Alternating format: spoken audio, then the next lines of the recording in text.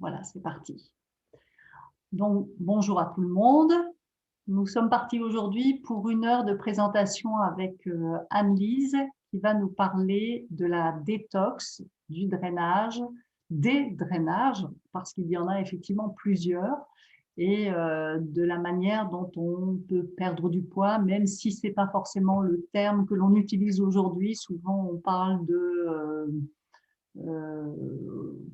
c'est quoi le terme déjà? C'est pas régime non plus, c'est rééquilibrage. Rééquilibrage, oui. Voilà, c'est le terme que l'on utilise, rééquilibrage. Alors, le foie, c'est un sujet qu'on a déjà abordé il y a 2 mois, qui a été très détaillé, mais nous ne ferons pas cette impasse. Anne-Lise reprendra cette présentation sur le foie parce que c'est la base. Chaque fois qu'on veut faire une détox et un drainage, même s'il y a d'autres drainages, elle vous expliquera ce que sont les émonctoires et donc cette nécessité de travailler toujours en priorité le foie. Donc ce sera peut-être une redite pour certains, mais c'est indispensable en tout cas de penser à ce foie qui est extrêmement important parce que moi je l'appelle toujours le chef d'orchestre de notre organisme. Je vais laisser Anne-Lise se présenter. C'est avec plaisir que je fais appel à Anne-Lise pour ses présentations très, très claires et très, très détaillées. Donc, je te laisse la parole et puis bonne séance. Je vous rappelle aussi que vous avez la possibilité de mettre des questions dans le chat. Peut-être qu'au fur et à mesure, elle aura déjà répondu à certaines questions et sinon, je les reprendrai sur la fin pour éclaircir les derniers points qui seraient encore à éclaircir. Voilà, à toi Anne-Lise. Merci Françoise et bonjour à tous. Alors, est-ce que vous pourriez juste me confirmer que vous voyez bien mon écran? Oui, oui, oui. Oui, c'est bon. Ok, nickel. Alors, par contre, je ne vois juste pas le chat. Pourquoi je ne le vois plus? Bon, sinon, c'est pas grave. On va continuer. Donc, aujourd'hui, on va parler, comme disait Françoise, de détox, drainage et perte de poids, mais vous allez voir qu'on va beaucoup parler surtout de détox et drainage. Je vais vous expliquer pourquoi c'est important dans le cadre, comme disait Françoise, d'un rééquilibrage plus d'une perte de poids. Alors, donc au programme, pardon, ça allait un petit peu vite, donc je vais très rapidement me présenter, vous expliquer l'approche naturopathique et son intérêt par rapport à ce sujet. Et puis, on va regarder un peu plus en détail nos différents organes d'élimination, qu'on appelle aussi les émonctoires. Et puis après, je vais vraiment rentrer dans le détail de comment faire pour chacun de ces émonctoires, comment les nettoyer, hein, donc comment identifier les signes d'engorgement et comment les nettoyer. Donc, vous allez voir que vous allez probablement vous identifier dans certains signes que je vais évoquer et qui vous permettront de vraiment bien cibler parce qu'on ne nettoie jamais tous ces organes en même temps. Alors très rapidement, hein, donc j'ai 45 ans, je suis de formation de base ingénieur chimiste. Je suis certifiée naturopathe de l'école Planta Santé à Rosheim et je suis également titulaire d'un DU en micronutrition de la faculté de pharmacie de Strasbourg. J'ai travaillé avant de devenir naturopathe dans l'industrie. J'ai aussi fait du conseil en environnement et en stratégie bas carbone. Et puis donc là, ça fait 4 ans que je suis installée en cabinet de consultation à Rosheim. Donc évidemment, depuis 1 an, je fais beaucoup de téléconsultations, mais bien sûr, je fais aussi des consultations en présentiel. J'anime des webinaires comme aujourd'hui et puis je rédige aussi des articles pour des revues. Donc moi, je fais beaucoup de conseils en diététique, nutrition et micronutrition, des conseils en hygiène de vie plus globale avec tout ce qui est gestion du stress et du sommeil, des problèmes de digestion, de perte de poids. J'utilise beaucoup, donc outre la micronutrition et la diététique, les plantes, les huiles essentielles et les fleurs de bac. Et puis, donc, j'ai une spécificité dans l'accompagnement des sportifs puisque je suis très sportive moi-même et je suis venue à la naturopathie par le sport. D'ailleurs, on a un webinaire sur ce sujet, je crois que c'est au mois de juillet. Donc, on pourra en parler plus largement. Voilà, quelques petites images pour donner un petit peu de couleur à cette journée un petit peu grise.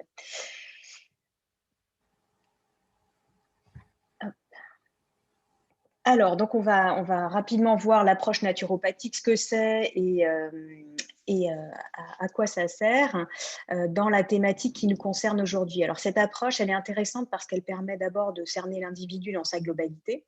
On prend un petit peu de recul par rapport à un symptôme particulier, hein, exemple une migraine ou exemple résistance à la perte de poids. On va prendre un petit peu plus de globalité et essayer de comprendre d'où vient cette résistance, d'où vient cette migraine. On va ensuite parler de terrain, c'est-à-dire que chaque cas est unique, mais malgré tout, on a tous des prédispositions à développer un certain type de pathologie. C'est ce qu'on appelle la notion de terrain. Et typiquement, quand on parle d'émonctoire d'organes d'élimination, on a chacun en fonction de son historique, mais aussi de la manière de laquelle on a évolué, des prédispositions à avoir tel ou tel émonctoire qui est bloqué. Donc, vous allez comprendre pourquoi. Et puis, la naturopathie a une visée préventive. Donc là, typiquement, en matière de nettoyage des organes, c'est très intéressant parce que on n'est pas obligé de juste se concentrer sur les organes qui posent problème, mais on peut aussi se dire tout simplement, je fais un nettoyage, un drainage ou une détox à visée préventive. Alors, les 3 piliers sur lesquels s'appuie l'approche naturopathique, c'est d'abord l'alimentation, avec une alimentation saine et vivante. Bon, là, évidemment, lien très facile avec la perte de poids, mais aussi avec le fonctionnement des organes et leur élimination. Le deuxième pilier de la naturopathie, c'est la gestion du stress et des émotions. On va voir, alors pas assez dans le détail, mais on va le voir quand même, que ce pilier-là a une influence forte sur le fonctionnement des émonctoires et aussi bien sûr sur la gestion de l'alimentation qui a tendance à encrasser nos organes d'élimination. Et puis le troisième pilier, l'activité physique et les respirations. Bien sûr, cette activité physique, elle va stimuler l'élimination et la perte de poids. La naturopathie, en 2 mots, qu'est-ce que ça n'est pas? Ça n'est pas une pratique de médecine, hein. Un naturopathe ne va pas prescrire des médicaments, il ne va pas faire de diagnostic. Dans l'absolu, il ne parle pas de patient, il parle plutôt de client. Et donc, un naturopathe ne va jamais vous conseiller d'arrêter des médicaments. Tout ça, le diagnostic, les traitements allopathiques sont du registre des médecins. Donc, la naturopathie va simplement venir accompagner, mais certainement pas remplacer la pratique de médecine. Voilà, juste toujours, j'aime bien remettre les choses au clair. Alors, entrons maintenant dans le vif du sujet. Les émonctoires qui sont nos organes d'élimination. Alors, on en a 5, hein, les humains en ont 5. Les hommes, on va dire, n'ont pas la chance d'avoir un 6e organe d'élimination qui est chez la femme. Alors, certains disent l'utérus, d'autres le vagin, qui est en fait un organe qui va permettre d'éliminer là aussi des déchets. Donc, ces 5 organes d'élimination sont le foie, les reins, les intestins, la peau et les poumons. Et donc ce 6e organe exclusivement chez les femmes, hein, qui est l'utérus ou le vagin. Donc ce sont des organes par lesquels on va pouvoir éliminer toutes les toxines, tous les déchets qui sont générés de manière tout à fait naturelle par notre organisme, mais que malheureusement on va aussi subir de manière non désirée par notre environnement extérieur et aussi par des choses qu'on va mettre sur notre peau ou dans notre bouche, alors qu'on ne le souhaiterait pas particulièrement. Alors, avant de rentrer dans le détail, je voudrais juste détailler 2 types de toxines. Le premier type, ce sont les cols. Le deuxième type, ce sont des acides. C'est juste pour que vous compariez les choses. Donc, les cols vont être assimilés à des substances qui sont visqueuses, gélatineuses. Ça va être des déchets du type, alors bon, désolé, c'est pas très appétissant, des glaires, du mucus, des crachats, du pus de style eczéma humide ou acné avec des boutons purulents. Ces déchets, ils épaississent le sang. Du coup, ils ralentissent la circulation sanguine et ils peuvent être la cause de troubles cardiovasculaires. Vous comprenez que c'est des choses qu'il ne faut pas laisser en circulation. Alors, si notre foie fonctionne correctement, pas de souci, le sang va être filtré, les cols vont être évacuées, elles sont la plupart du temps diluées dans la bile et ensuite évacuées dans les intestins. Excuse-moi Si de te par contre, couper, Anne-Lise. oui, Je ne sais pas si tout le monde a le même problème que moi. Je suis bloquée sur l'écran naturopathie. ah, Est-ce que tu as fait… Je ne alors, sais pas si c'est le cas pour tout le monde. J'ai le je vais même problème. essayer. Même problème. Ah bah zut, merci. Je vais recommencer mon partage du coup. Oui, parce Bon. que je sais que tu as des slides là-dessus et c'est dommage de ne pas en profiter. Donc tu voudrais que je remonte Ben, on s'est arrêté en fait au slide de la photo de naturopathie avec la belle assiette, mais on n'a pas eu la suite. Ok, alors déjà, faut que je revienne en arrière. Ah oui, naturopathie. Donc, je ne connais pas la naturopathie, c'est ça, hein? Oui, c'est ça. Okay. Si tu Donc, veux je bien repartage. repartager. Partager l'écran. Tac. Alors, c'est celui-là. Voilà. Alors là, est-ce que vous voyez le programme? Oui, tu peux faire défiler. Ok. Donc, les émonctoires. Alors, vous avez entendu oralement. C'est bon, ça fonctionne? Oui, c'est bon, parfait. Ok, nickel. C'est Zoom, les délices de Zoom. Qui fait un peu ce qu'il veut. Donc, les émonctoires, j'en ai parlé, hein, je ne reviens pas sur la slide. Et donc, j'arrive au niveau de mes cols. Donc, avec ce que je viens de vous raconter oralement, hein, donc, ces substances visqueuses qui épaississent le sang, qui sont normalement évacuées, enfin, traitées correctement si le foie fonctionne correctement. Mais si le foie est surchargé, on va avoir des organes de secours qui vont venir pour aider à décharger ces cols. Donc, ça va être les poumons, mais par l'intermédiaire de pathologies qui vont être par exemple de l'asthme ou des bronchites, par l'intermédiaire de la peau, donc on va potentiellement avoir des boutons ou de l'eczéma, et donc par ce 6e organe qu'ont les femmes, par des pertes. Donc c'est pour ça qu'on dit notamment que quand on a le foie surchargé, on a des boutons. C'est normal, c'est simplement la peau qui prend le relais parce que le foie n'arrive plus à évacuer complètement les cols. Alors, d'où viennent toutes ces cols? Vous allez voir que c'est que des choses très intéressantes à manger. Tout ce qui est sucre industriel, raffiné, des dérivés sucrés, les céréales, les amidons, donc tout, même ce qui est complet, hein, c'est pas parce que c'est complet que ça ne génère pas des cols. Tout ce qui est gras, donc les lipides issus des beurres, des graisses, des huiles saturées, tout ce qui est issu de la fermentation et la putréfaction intestinale, encore tout ce qui est produits chimiques, c'est-à-dire que quand on ne mange pas des aliments qui sont exempts de tous ces produits chimiques, on va encore surcharger notre foie avec des cols.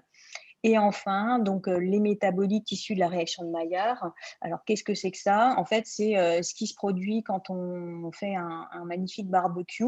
Alors, c'est délicieux, hein, la belle croûte sur les morceaux de viande ou sur les pommes de terre sous la cendre.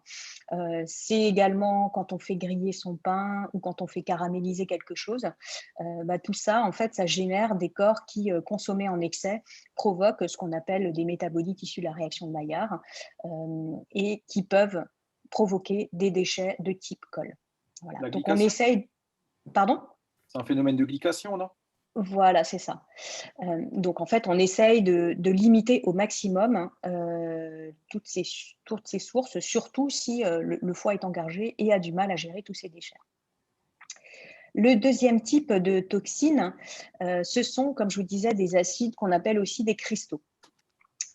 Alors, les cristaux, en fait, on va les retrouver notamment sous forme de concrétion, de calcification dans le corps.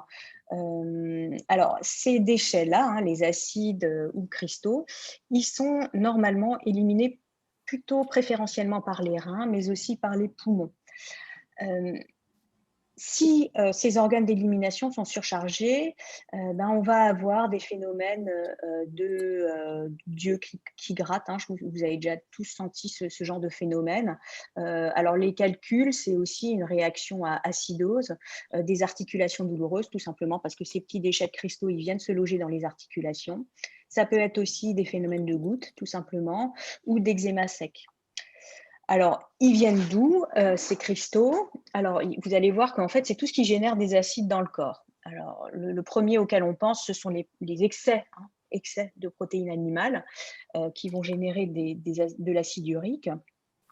Excès en quantité très importante de protéines végétales, donc par exemple, tout ce qui est légumes secs, les lentilles, les pois chiches, mais aussi les produits issus des fèves de soja. Là, on génère des acides carboniques.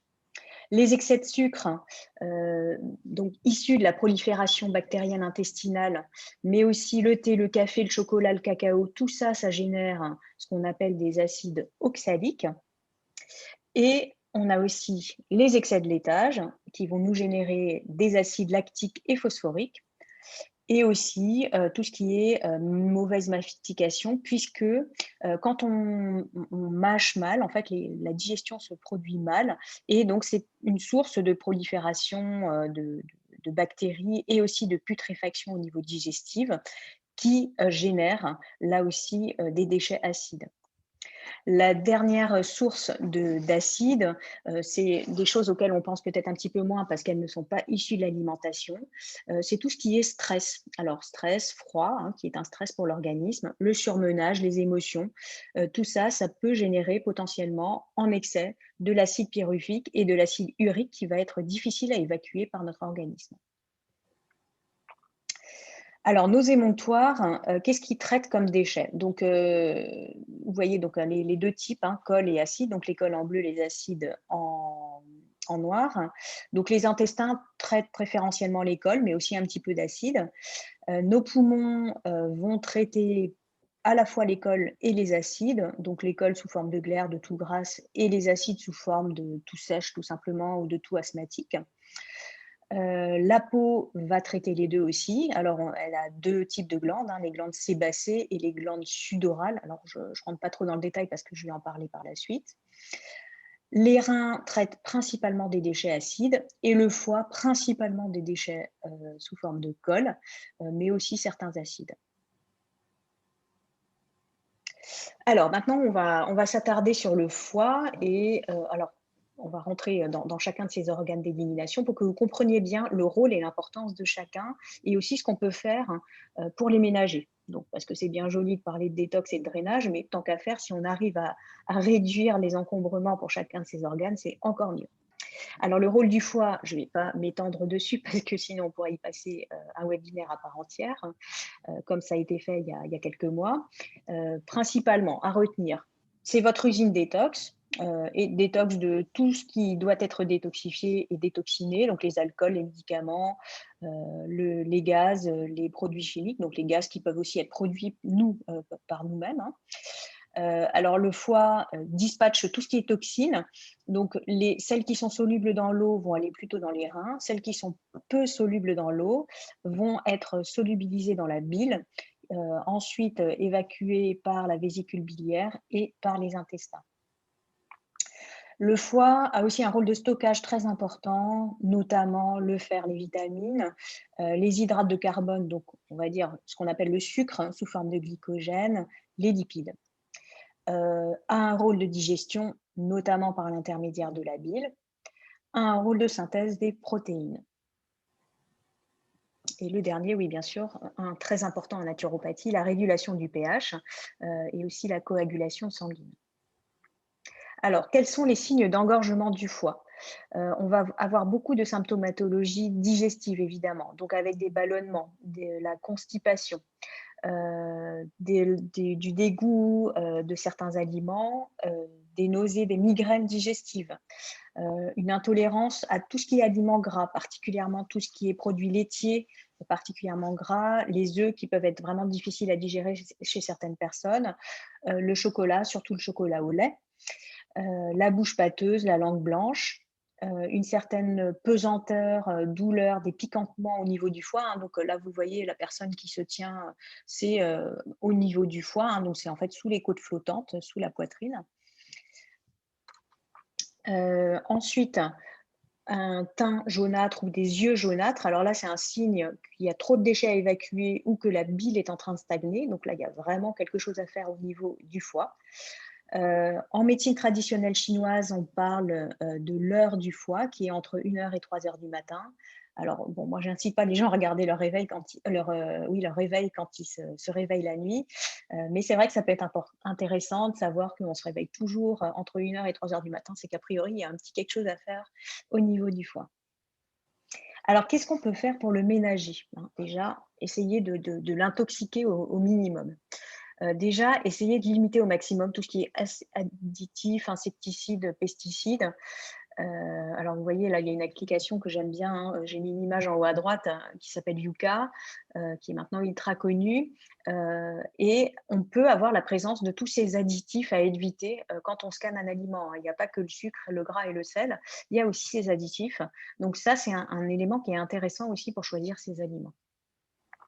Tout ce qui est alcool, les drogues de toute nature, la fumée de cigarette, hein, qu'on soit fumeur passif ou actif, là aussi, ça génère des toxines qui seront à filtrer par votre foie.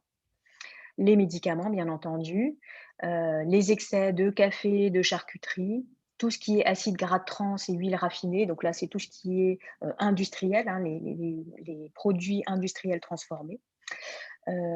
Il faut y penser aussi, tout ce qui est ingrédients cosmétiques synthétiques, ce que vous mettez sur votre peau, votre shampoing, votre gel douche, votre savon, les crèmes cosmétiques, tout ça peut rentrer dans la circulation sanguine et donc affecter là aussi votre foie, hein. Donc, ce n'est pas que ce qu'on mange qui va nous intoxiquer.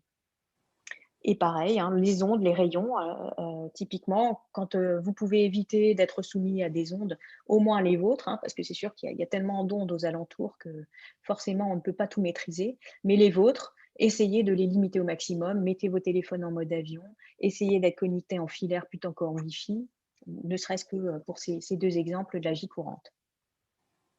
Voilà, donc bon, il y en a encore des tonnes, hein, mais c'est déjà un bon aperçu de ce qu'on peut faire pour ménager son foie. Les reins, alors leur rôle, c'est surtout le filtre et l'épuration des déchets. Ce sont les rôles principaux. Donc, par cette fonction-là, ils vont éliminer tout ce qui est toxines, acides, plutôt difficiles parce que celles qui sont… Alors, difficile, ça veut dire lourd. Ce qui est volatile va plutôt être évacué par les poumons. Donc, on va avoir tous les acides uriques, hein, tout ce qui est phosphorique issu des laitages qu'on a vu avant, les acides sulfuriques qui sont issus de tout ce qui est soufré, les protéines, les acides calciques oxaliques qu'on a vu précédemment. Les reins servent aussi à fabriquer l'urine, hein, très important, là aussi pour éliminer des déchets. Alors, qu'est-ce qu'on peut faire pour identifier si nos reins sont engorgés? Alors déjà, les calculs rénaux, c'est vraiment un signe majeur d'engorgement des reins. Donc, il faut vraiment être attentif à ça. Ensuite, si on est sujet à des cystites à répétition, là aussi, c'est qu'a priori, il y a vraiment un petit quelque chose à faire au niveau des reins.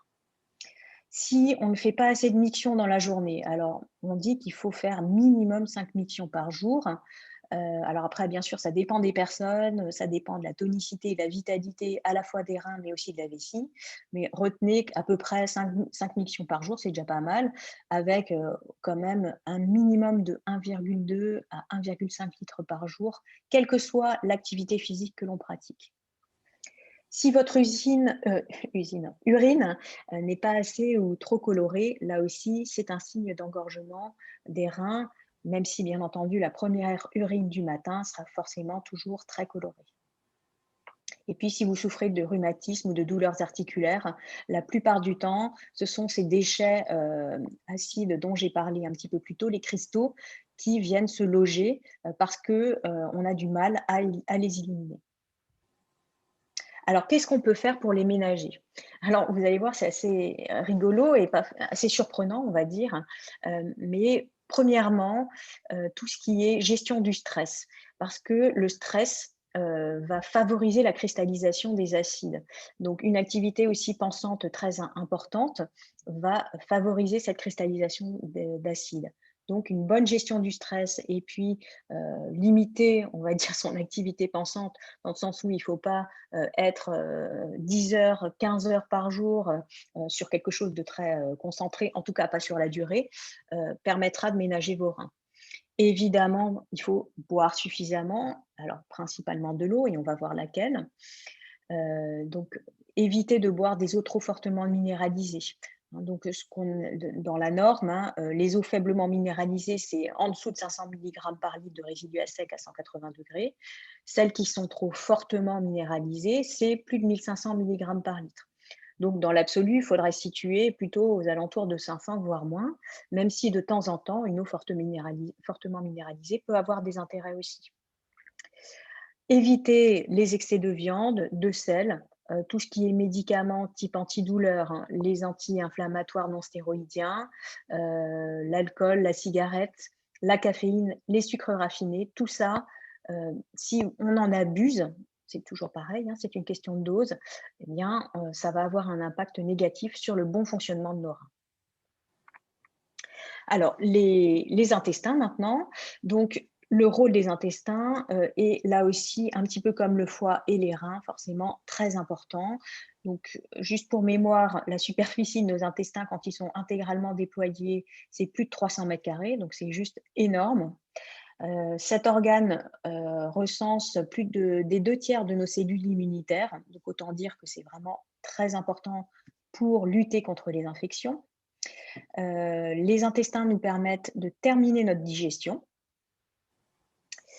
nous permettent aussi de fabriquer et d'assimiler certains nutriments dont la fabrication ne se fait pas en amont du système digestif. Donc, on a certaines vitamines B, la vitamine K, certains oligo-éléments et certains minéraux. Va nous permettre aussi de transformer les cols du foie en sel, donc des déchets que l'on va pouvoir évacuer. Va permettre aussi de transformer les matières fécales en des déchets qui vont pouvoir être évacués. Et vous savez que les intestins, on les appelle aussi le deuxième cerveau parce qu'ils ont un rôle prépondérant dans l'immunité, dans le système endocrinien, dans le métabolisme, d'où l'intérêt aussi dans la gestion du poids de prendre soin de ces intestins. Alors, les signes d'engorgement des intestins, bon, là, évidemment, on s'en doute, des selles qui sont irrégulières, hein, il n'y a pas que la constipation qui peut montrer un signe d'engorgement des intestins. La diarrhée est aussi un signe que les intestins ne fonctionnent pas correctement. Alors, quand on parle de constipation, il s'agit de moins d'une selle par jour, hein. Donc, si on est à moins d'une selle par jour en naturopathie, on admet que l'on est en constipation. Les diarrhées, quant à elles, c'est parce qu'elles sont présentes à plus de 3 fois par jour, qu'elles sont sous forme semi-liquide, voire liquide, c'est-à-dire qu'elles ne sont pas moulées, hein. Il y a une échelle, hein, alors je ne vais pas rentrer dans le détail, on est à l'heure du déjeuner, mais il y a une échelle de qualité de forme de sel qui va de 1 à 7. Donc, on doit être au milieu, ni trop liquide, ni trop solide. Si on a très régulièrement des ballonnements, des fermentations, là aussi, ça montre que les intestins ne fonctionnent pas correctement. Et bien entendu, donc toutes les pathologies immunitaires, allergies, maladies auto-immunes, type maladie de Crohn, mais aussi des maladies inflammatoires type, par exemple, le psoriasis, tout ça nous montre une hyperréaction de notre système immunitaire, donc probablement un dysfonctionnement intestinal. Alors, dernier point qui est les intestins irritables. Donc ça, c'est un petit peu un fourre-tout. C'est globalement quand on a des inconforts à la fois au niveau du transit, ballonnement, digestion. Donc c'est un petit peu ce fourre-tout dans lequel on va mettre tous ces désagréments dus à un dysfonctionnement des intestins. Pour ménager nos intestins, alors déjà, on va limiter tout ce qui est excès alimentaire.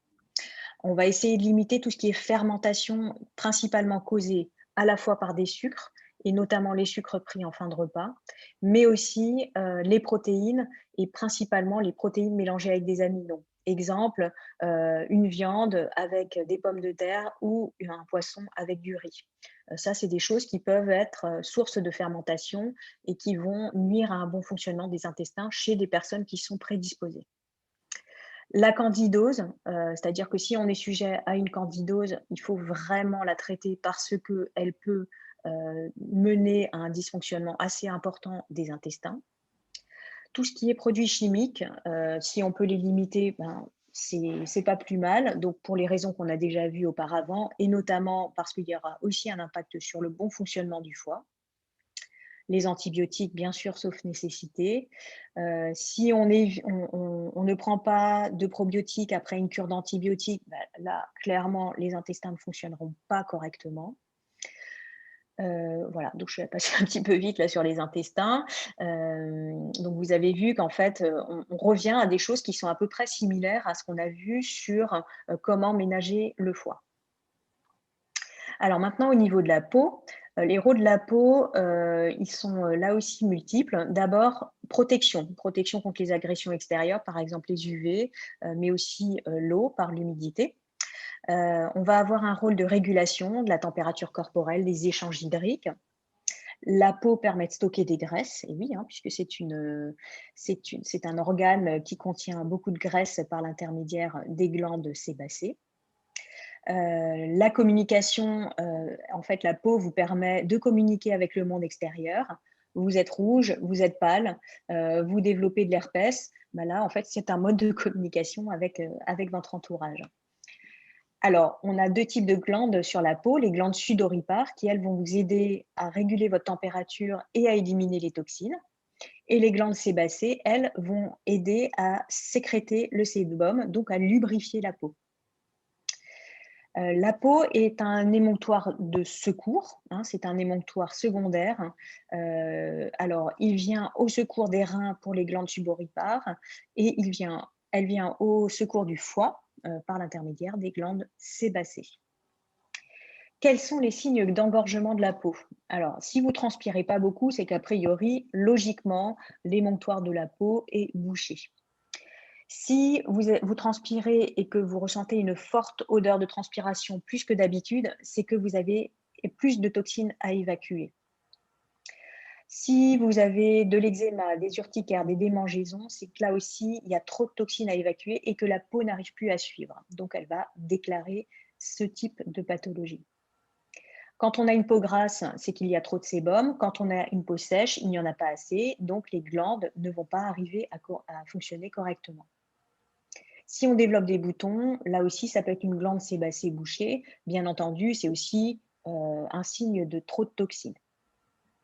Alors, qu'est-ce qu'on va pouvoir faire pour l'aménager, la peau?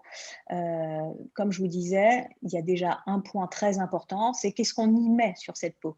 Donc, les douches, les gels douche, les savons, les shampoings, la crème, les lotions, tout ce que vous voulez, tous ces produits-là, si vous utilisez des produits qui contiennent des produits chimiques qui ne sont pas désirables pour la peau, forcément, vous allez l'agresser et donc, elle va vous manifester tôt ou tard que ça ne lui convient pas.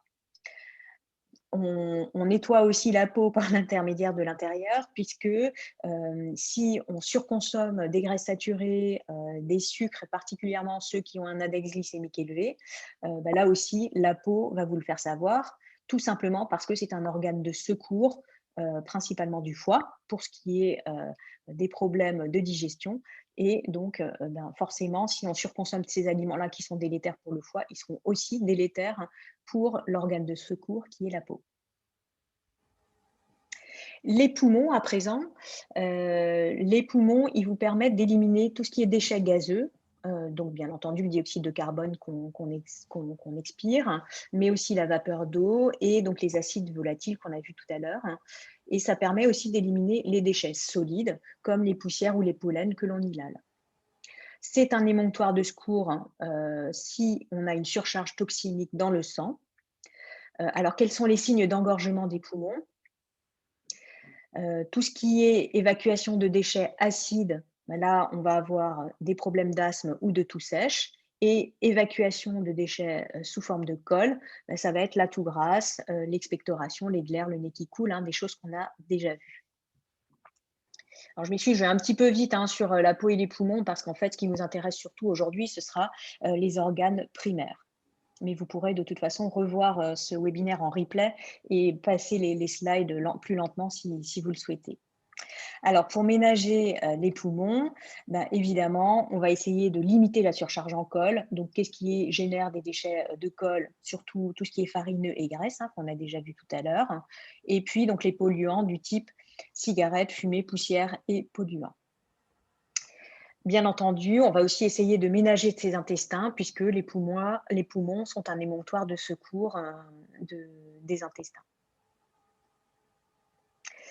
Donc voilà pour cette partie de présentation des émonctoires, donc nos 5 organes d'élimination. Je n'ai pas parlé du 6e parce que ça va déjà relativement vite. Et puis je voulais vraiment maintenant qu'on fasse ce focus sur la partie détox et drainage. Alors, détox, drainage, on va juste faire quelques petits éléments de vocabulaire avant de rentrer dans le vif du sujet. Vous entendez souvent parler justement de détox, de drainage, de toxines et de toxiques. Donc, je vais juste détailler ici ce qu'on entend par là. Alors, les toxines, ce sont des déchets qui sont issus du fonctionnement normal du corps.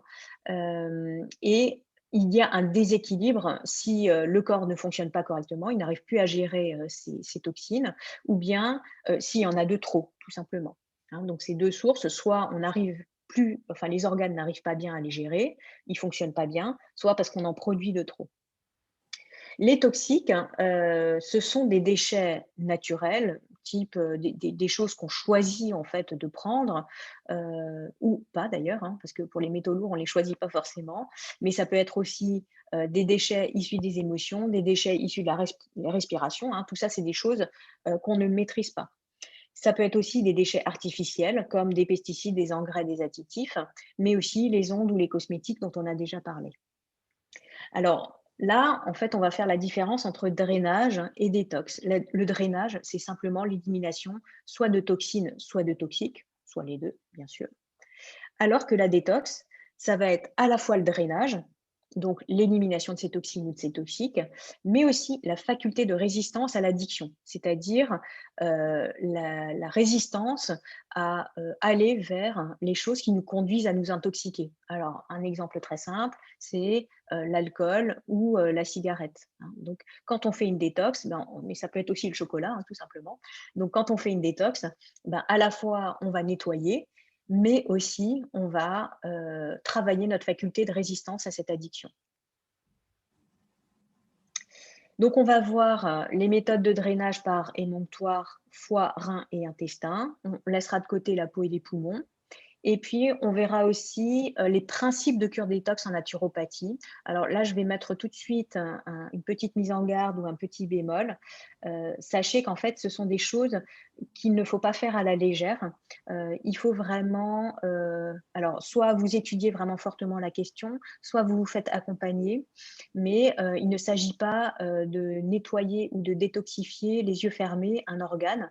Il faut vraiment prendre en compte à la fois votre terrain, mais aussi quels sont les organes qui sont faibles et peut-être faire des priorités parce que une détox ou un drainage mal fait peuvent être vraiment très fatigants, déminéralisants pour le corps. Donc, il faut faire ça en connaissance de cause. Vous allez voir que je parle de quelques précautions dans les slides qui suivent.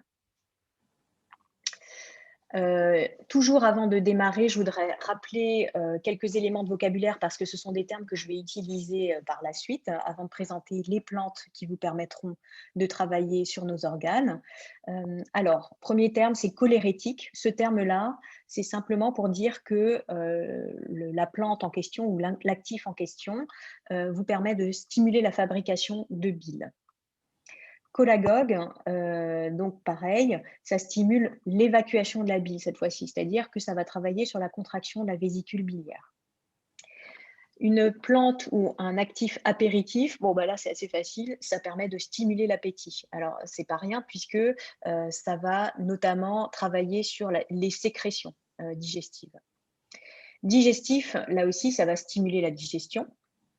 Carminatif, donc c'est un actif ou une plante qui permet de stimuler tout ce qui est sécrétion salivaire et gastrique et qui va travailler aussi sur la motilité intestinale. Donc vous voyez que ça travaille vraiment sur l'ensemble du système digestif. Spasmolytique, c'est un actif qui permet de diminuer les spasmes et antiémétique, donc qui permet de limiter les problèmes de vomissement. Alors, pour le foie, on va, avant de voir les principes actifs, simplement quelques petites précautions au niveau de l'alimentation. Alors, vous vous souvenez, hein, éliminer les aliments à risque.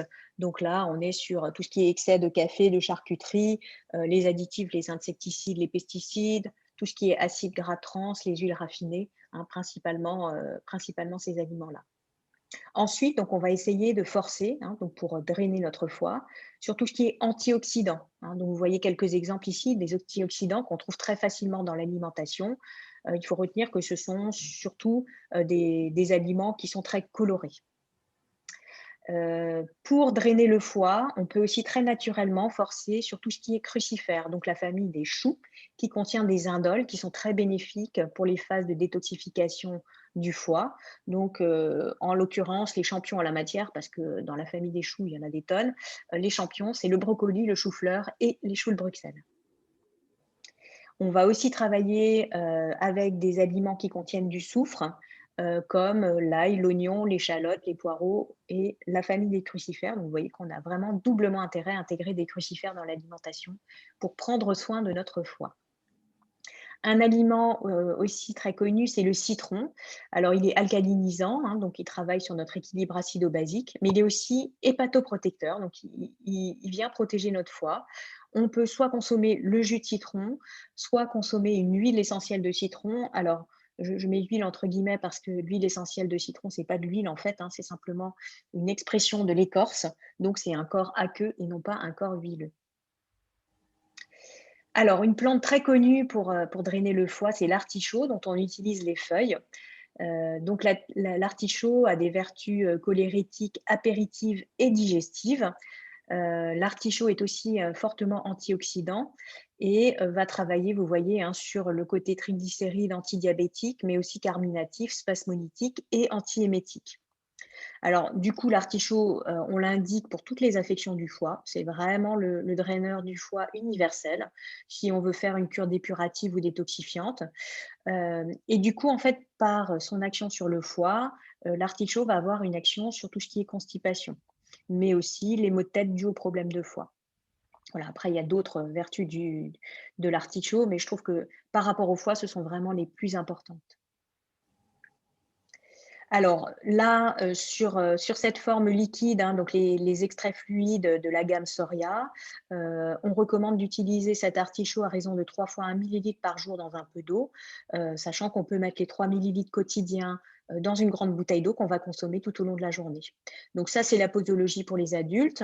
L'artichaut, est possible d'utilisation chez les enfants, à des doses, inférieures et il n'y a pas de contre-indication. On peut utiliser l'artichaut dans quelle que soit la pathologie que l'on peut avoir.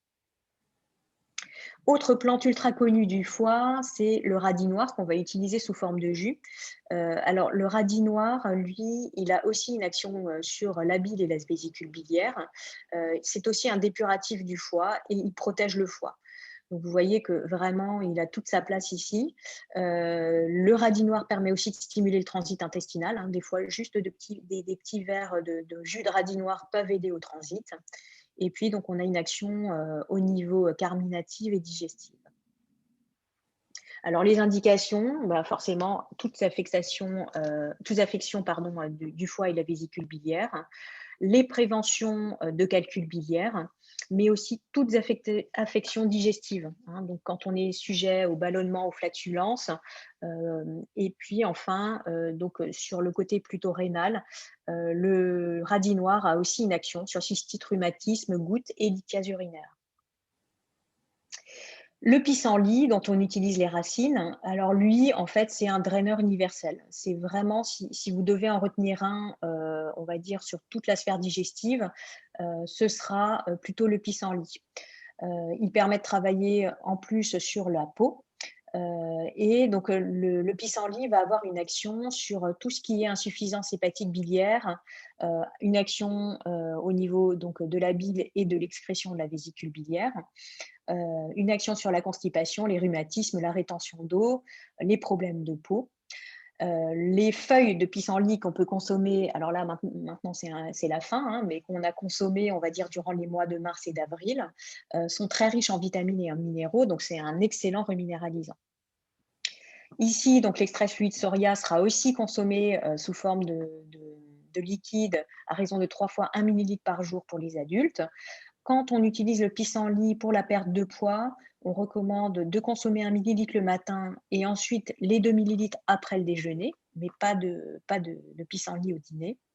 Il n'y a pas de contre-indication et on peut utiliser le pissenlit dès l'âge de 3 ans chez les enfants avec une posologie adaptée. Ensuite, on vient sur des plantes qui sont plutôt régénératrices du foie, donc le chardon-marie et ensuite j'aborderai le desmodium. Donc le chardon-marie, c'est un régénérateur des cellules du foie. Il est donc tout indiqué dans les soutiens de cirrhose et d'inflammation du foie, donc il permet de diminuer le marqueur de l'inflammation du foie. Il va protéger votre foie face aux toxiques. Alors, autre indication peu connue, mais qui est vraiment efficace dans le cas des règles abondantes, puisqu'il est hémostatique et il est dans une moindre mesure anti-inflammatoire. Donc, on est toujours sur les 3 fois 1 millilitre par jour dans un peu d'eau pour les adultes. Pas de contre-indication chez les enfants de plus de 3 ans. Par contre, on n'utilise pas le chardon-marie en cas d'hypertension artérielle ou avec beaucoup de précautions, puisqu'il élève la tension artérielle. Et on n'utilise pas le chardon-marie si on est sujet à l'obstruction des voies biliaires. Le desmodium, quant à lui, est vraiment un puissant protecteur du foie dans toutes les agressions du foie. Donc, on pense notamment au desmodium en cas de chimiothérapie. Alors, pas le jour de la chimiothérapie, mais on va pouvoir l'utiliser avant et après, en respectant une petite latence avec la chimiothérapie. Tout ce qui est affection du foie, donc type jaunisse ou hépatite, les maladies auto-immunes, il manque un M, désolé, la consommation d'alcool. Il permet aussi de lutter contre la constipation et les troubles digestifs. Et le desmodium est aussi indiqué dans la phase de préparation aux allergies, puisqu'il a une fonction anti-allergique. On l'utilise toujours avec nos 3 fois 1 millilitre par jour. Il n'y a pas de contre-indication, contrairement au chardon-marie. Donc, on peut l'utiliser même en cas d'hypertension artérielle ou d'obstruction des voies biliaires, et chez les enfants également. La fumeterre, dont on utilise les parties aériennes, alors elle, toujours, cholérétique cholagogue, action sur la bile et la vésicule biliaire. Ce qui est intéressant dans la fumeterre, c'est que c'est son action dépurative. Alors, c'est une action dépurative surtout sur le côté digestif, c'est un draineur hépatobiliaire et cutané. La fumeterre facilite le drainage des toxines, donc elle travaille beaucoup sur la peau. Vous allez la retrouver beaucoup dans des produits de drainage à visée dermatologique. Donc, on est toujours avec nos 3 fois 1 millilitre par jour. Alors, la fumeterre, les précautions d'emploi, c'est toujours les calculs biliaires et hépatiques, avec ce côté cholérétique et cholagogue. On ne les utilise pas ou vraiment avec avis médical en cas de grossesse, d'allaitement ou d'utilisation d'anticoagulants. Le bol d'eau, dont on utilise les feuilles, a une action sur la digestion, la prévention de repas copieux, donc une action plutôt digestive, mais aussi sur le transit intestinal. Le bol d'eau est un décongestionnant hépatique, donc il ne vient pas en soutien, mais il va aider à délivrer le foie de ses toxines et donc à l'aider à mieux fonctionner. D'où une action sur la constipation et la digestion. Donc, le bol d'eau peut être très intéressant à prendre de manière isolée quand on est sujet à de la constipation occasionnelle ou quand on a un repas copieux en vue. Typiquement, si on ne digère pas forcément très bien la raclette, on peut prendre du bol d'eau en prévision de cette raclette. Et si on a des problèmes de digestion a posteriori d'un repas qui a été trop copieux, on peut prendre du bol d'eau pour aider à digérer. Donc, la posologie en traitement de fond est de 3 fois 1 millilitre par jour. On peut monter un petit peu en cas de traitement pour digestion. Il faut le prendre avant ou après le bol d'eau? Alors, pardon, je n'ai pas compris. Le bol d'eau, il faut le prendre avant ou après le repas? Alors, si c'est en prévention, parce qu'on sait qu'on va faire un repas difficile à digérer, ce sera avant. Et si c'est après, parce que clairement, on ne se sent pas bien après le repas, ben voilà, c'est après. On peut le prendre avant comme après. C'est sûr que si on sait déjà que ça va être compliqué le repas, autant le prendre avant, ça nous évitera des problèmes de digestion par la suite. Ok, merci. Mais de rien. Alors, je continue toujours sur le foie, mais vous allez voir que c'est des plantes qu'on va retrouver par la suite aussi pour les reins et les intestins. Le romarin, dont on utilise l'huile essentielle. Alors là, je parle du romarin à verbenone.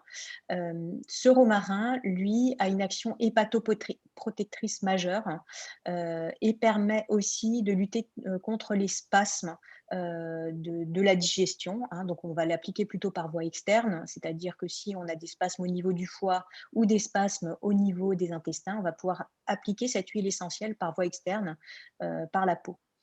Donc, le romarin sert aussi au drainage hépatobiliaire et à la détoxication. Donc là, en termes d'huile essentielle, on peut la prendre par voie interne, à raison d'une goutte 3 fois par jour pendant 7 jours maximum chez les adultes. Évidemment, on ne la prend pas pendant la grossesse et pendant l'allaitement. Chez les enfants, on peut utiliser le romarin à verbenone, mais uniquement pour les enfants de plus de 12 ans et avec une posologie adaptée, bien entendu. Alors, de toutes ces plantes, on peut retenir qu'il y a plusieurs produits de la gamme chez Soria qui rassemblent plusieurs de ces principes actifs. Alors, le premier, qui est l'un de mes chouchous parce qu'il fonctionne vraiment très, très bien auprès de mes clients et de moi-même d'ailleurs, puisque je pratique cette cure aussi au moins une fois par an, c'est le Cirasil que vous connaissez peut-être, hein, ces petites fioles qui ont un très fort goût de radis noir et d'artichaut, mais pas désagréable finalement. Donc, ces petites fioles rassemblent à la fois l'artichaut, le radis noir, le chardon-marie et de la lécithine de soja pour la phosphatidylcholine qu'elle contient, qui est un soutien et un constituant des membranes des cellules du foie. Donc, ce produit-là, qui est une cure que l'on peut faire, on va dire, à minima une fois par an, permet de soulager le foie, de le détoxifier, de le nettoyer, de le drainer. Mais on peut aussi l'utiliser juste au cas par cas, un petit peu comme on a parlé du bol d'eau juste avant, en prévention ou en digestion de repas difficiles. Donc, ce produit s'utilise plutôt le soir, hein, après le dîner, tout simplement parce qu'on vient renforcer le travail du foie qui se fait naturellement la nuit. On va l'utiliser pur, hein, ou dilué si le goût est trop fort, hein, peu importe, hein, à partir du moment où on prend le flacon complet. Donc la cure, c'est de 14 jours, hein, puisqu'il y a 14 ampoules dans la boîte. C'est une cure que l'on peut renouveler si on sent que le travail n'est pas encore complètement terminé, mais à renouveler une fois. Voilà, il ne s'agit pas de faire ça en continu, évidemment, sinon on fatigue le foie et on se déminéralise. Le Cirasil est contre-indiqué en cas d'hypertension artérielle, hein, parce qu'il y a du chardon-marie, ou en cas d'obstruction des voies biliaires, évidemment, puisque là, on a des plantes qui sont cholérétiques et cholagogues. Donc, quelles sont les indications? On veut entamer une cure dépurative. Voilà, là, c'est parfait. On va avoir tous les principes actifs nécessaires pour faire cette cure. On peut l'utiliser aussi en cas d'intoxication alimentaire ou de forte médication, d'alcoolisme. Tout ce qui est digestion lente, difficile, les maux de tête de source hépatique, les problèmes de constipation en lien avec une congestion hépatique là aussi, les problèmes d'obésité et notamment de cellulite. Là, on va vraiment avoir un intérêt à faire des cures de Cirasil. Enfin, pour terminer sur le foie, donc on a aussi l'huile essentielle de menthe poivrée qui a elle aussi des actions cholérétiques cholagogues, qui est très efficace pour traiter les spasmes du système digestif et d'une manière générale ce qu'on appelle la dyspepsie, c'est-à-dire une mauvaise digestion. Elle peut se prendre par voie interne, sauf pour les personnes qui font de l'hypertension artérielle. Et puis il y a d'autres contre-indications sur l'huile essentielle de menthe poivrée. Et elle peut être aussi donc appliquée par voie externe, comme on a vu pour le romarin à verbenone. L'olivier, c'est un actif très naturel. C'est une huile qui est cholagogue et cholérétique qu'on va utiliser notamment dans le cas des migraines digestives, hein. C'est quelque chose que je conseille, qui marche vraiment bien. Ce sont des cures que l'on peut faire d'une dizaine de jours où on va prendre une cuillerée à café d'huile d'olive le matin, à jeun, avant le petit déjeuner, idéalement 15 minutes avant le petit déjeuner, avec un petit peu de jus de citron et d'eau tiède, hein, ni chaude ni froide. C'est quelque chose qui marche rudement bien. Le curcuma, avec donc son principe actif qui est la curcumine, qui a un côté anti-inflammatoire, antioxydant et cholérétique, qui est conseillé notamment dans les pathologies du foie, mais aussi des intestins. Alors, dernière petite chose auquel vous pouvez penser quand vous avez des problèmes au niveau hépatique, si vous êtes sujet à des lourdeurs du foie, au niveau du foie, vous pouvez tout simplement bichonner votre foie avec un petit peu de chaud en lui mettant une bouillotte le soir au coucher ou dans la journée si vous y arrivez. Autre petit truc, hein, c'est simplement se coucher sur le côté droit. Bah oui, votre foie, il est du côté droit. Donc, si vous vous couchez du côté droit, vous lui tenez chaud et ça va lui permettre de se régénérer plus facilement. Au niveau global, pour la sphère digestive, si on veut faire un drainage très global, qui va avoir aussi une action sur la peau d'ailleurs, on peut avoir recours à ce produit des laboratoires Soria qui s'appelle Drainazor, qui rassemble l'artichaut, la fumeterre, la boldo, la camomille romaine et l'huile essentielle de romarin. Donc, ces indications, hein, cholérétique, cholagogue, toujours pareil sur la bile et la vésicule biliaire, régénérateur du foie. En fait, ce produit va vous permettre de remettre en route toutes les fonctions digestives. Et puis, donc, il y a une action sur le cholestérol et une petite action diurétique et légèrement calmante. Donc, on est toujours sur les 1 ml 3 fois par jour. C'est un produit qui est compatible chez les enfants de plus de 3 ans. Il n'y a pas de contre-indication. Donc voilà, hein, vous voyez qu'il y a plein de solutions pour le foie.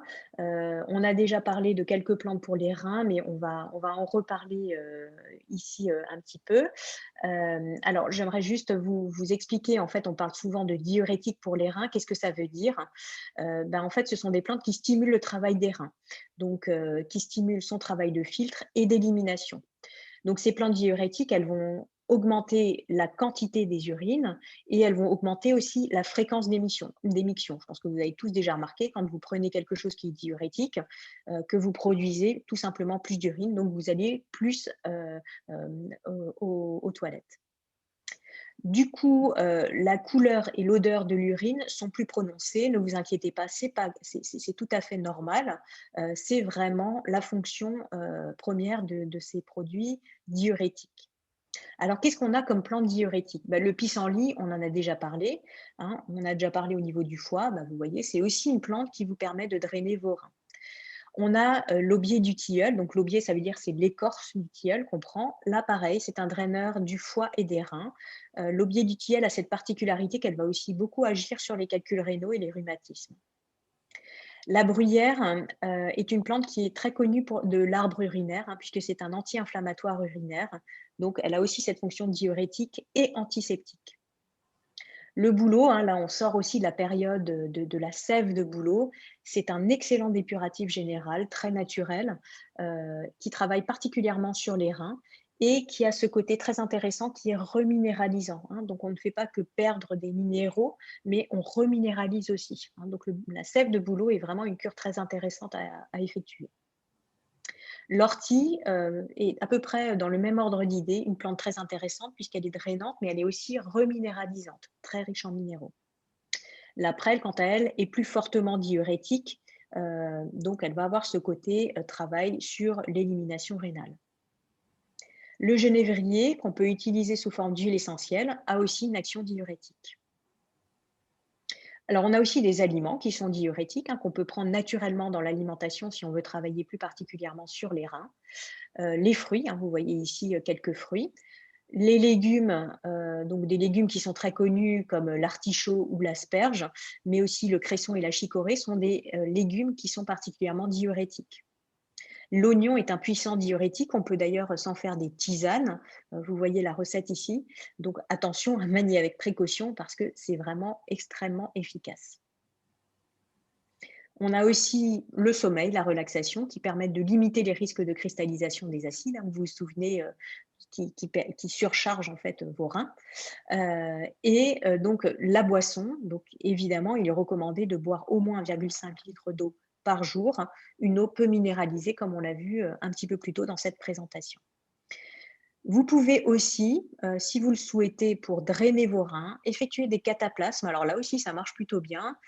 C'est un peu des recettes de grand-mère, mais qui finalement fonctionnent très bien. Cataplasme d'argile verte ou cataplasme de feuilles de chou qui sont à appliquer sur les reins. Alors évidemment, ce n'est pas facile à faire tout seul, puisque les reins ne sont pas très accessibles tout seuls, mais ce sont des choses que l'on peut effectuer à la maison ou en cure et qui sont là aussi très efficaces pour un coût minime. J'en viens maintenant aux intestins.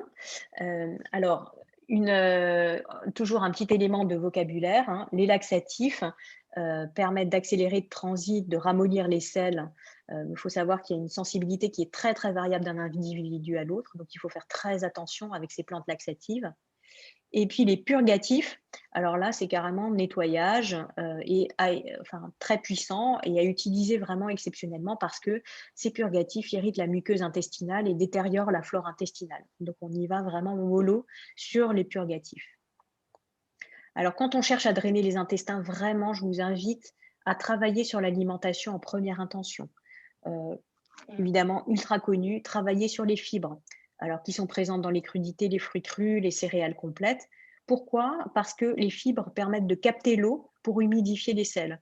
Souvent, quand on a des problèmes de transit intestinal et particulièrement de constipation, c'est un problème de taux d'humidité des selles. C'est très très précis, il faut que les selles soient dans un degré d'humidité particulier pour qu'elles puissent s'évacuer.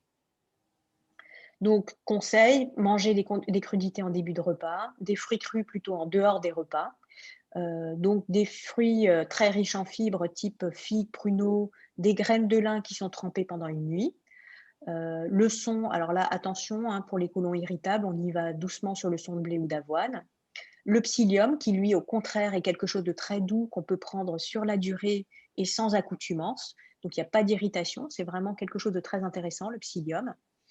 Ne pas oublier les bons acides gras, donc les acides gras essentiels, hein, oméga 3, oméga 6, pour la souplesse de la membrane. C'est sûr que si la membrane n'est pas suffisamment souple, vous imaginez bien que les selles vont avoir du mal à s'évacuer. Alors, qu'est-ce qu'on peut faire, qu'est-ce qu'on peut utiliser comme plante pour drainer nos intestins? Le bol d'eau, hein, on en a déjà parlé, c'est un stimulant digestif et cholérétique et qui va avoir une action sur notre transit intestinal. La mauve est une plante aussi assez connue pour travailler sur les intestins. Elle contient des mucilages anti-inflammatoires et antispasmodiques. Elle va permettre de soulager le tissu intestinal. La réglisse a une action anti-inflammatoire là aussi et anti-ulcéreuse, très intéressante en cas d'ulcère, donc des petits trous dans les intestins. C'est une réparatrice. Et donc les plantes purgatives, comme on l'a vu, à utiliser vraiment avec précaution.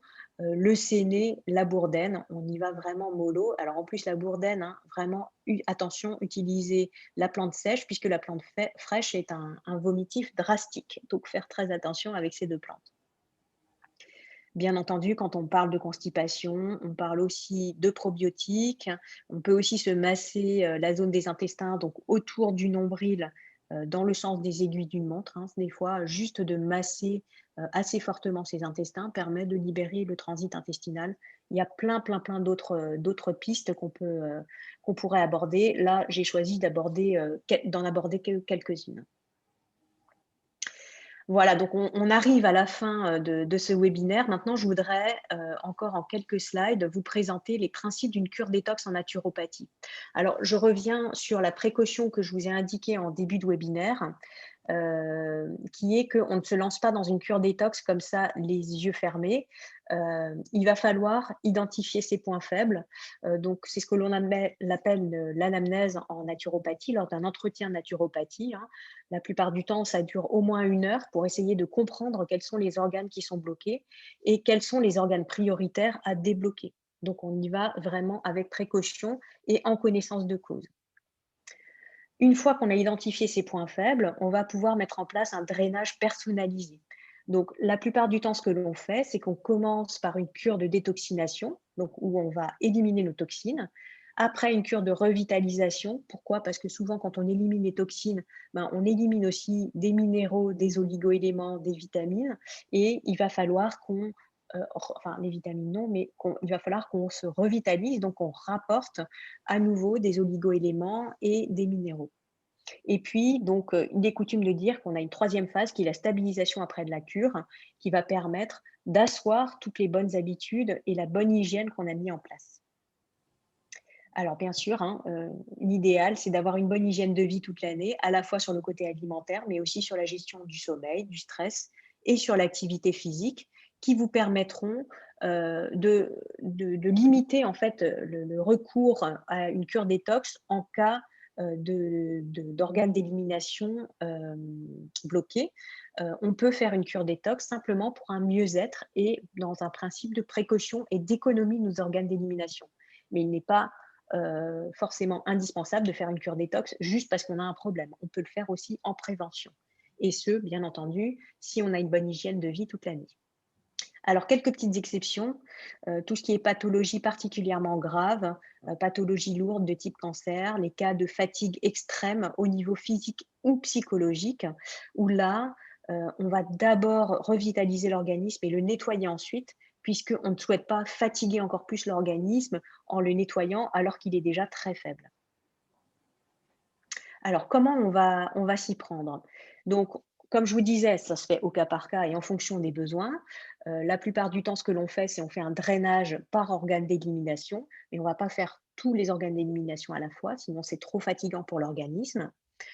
On en profite pour travailler sur le côté, physique et psychologique, hein. C'est-à-dire qu'on va essayer de faire des cures de sommeil, de relaxation, de méditation. On peut faire des massages qui permettent là aussi d'éliminer les toxines. Pourquoi pas partir, c'est-à-dire, quitter son lieu quotidien, d'encrassement, d'intoxication, et donc essayer de se détoxifier en partant, de son lieu habituel de vie. Évidemment, pendant cette cure, on va limiter le recours, au tabac et à tous les autres polluants externes auxquels on pourrait être soumis le reste de l'année. Là aussi, ça semble simple, mais pendant une cure détox, on va essayer de limiter au maximum, son recours aux ondes, donc à tous les écrans. Et puis, on va essayer d'avoir une activité physique en extérieur qui va permettre de drainer, notamment les organes de secours, hein. La peau, les poumons vont être drainés par, le biais d'une pratique, d'activité physique en extérieur. Alors les principes alimentaires, pendant une cure détox, on a recours à des fruits, des légumes, mais aussi des tisanes, des bons acides gras, des graines, de lin pour travailler sur les intestins, des graines germées par leur richesse en vitamines et en minéraux. On peut pratiquer un régime dissocié de type, donc protéines et féculents qu'on ne va pas manger au même moment. Donc par exemple, on va manger des protéines animales le midi et on va manger les féculents le soir. Donc le midi, ce sera par exemple, un poisson avec, des légumes et non pas un poisson avec du riz. Et puis le soir, on va manger par exemple, des lentilles avec, des légumes là aussi. Donc c'est ce que l'on appelle le régime dissocié. On peut pratiquer également des monodiètes, donc par exemple les monodiètes de riz chez les personnes qui sont particulièrement sous-vitalisées. Là, c'est des choses qui peuvent être intéressantes, hein, le monodiète de riz.